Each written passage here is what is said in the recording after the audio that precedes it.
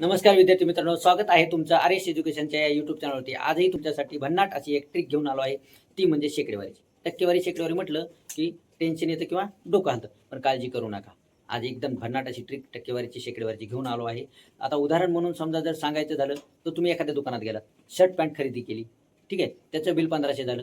दुकानदाराने तुम्हाला 13% डिस्काउंट दिला. मग आता डिस्काउंट किती रुपयाचा भेटला? कॅल्ची काढावं लागेल. तर कॅल्ची काढायची काही गरज नाही. 15 150 45 195 रुपये तुम्हाला डिस्काउंट दिला.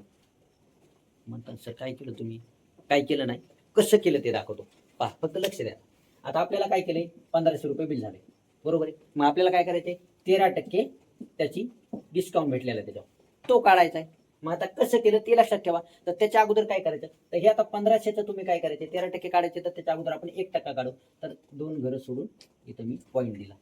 1% काढायचं झालं तर 2 घरं सोडून जी काही संख्या राहील ती म्हणजे 1%. म्हणजे 1500चा 1% काय झालं, 15%. सॉरी 15, बरोबर आहे, 1%. तर आता बघा मी काय करतो, 15 गुणिले 13 195. आता म्हणतात सर काय केलं, तर बघा 13 × 65 झाली 6, 13 13 7 19. उत्तर आलेलं आहे 195 रुपये तुम्हाला डिस्काउंट भेटला. समजलं असेल तर तुम्ही मला 1700चे 15% हे उत्तर पाठवायचे कमेंटमध्ये. व्हिडिओ आवडला असेल, ट्रिक समजली असेल तर व्हिडिओला लाईक करा, शेअर करा आणि हो, कमेंट बॉक्समध्ये उत्तर कळवा आणि चॅनलला सबस्क्राईब करा. धन्यवाद.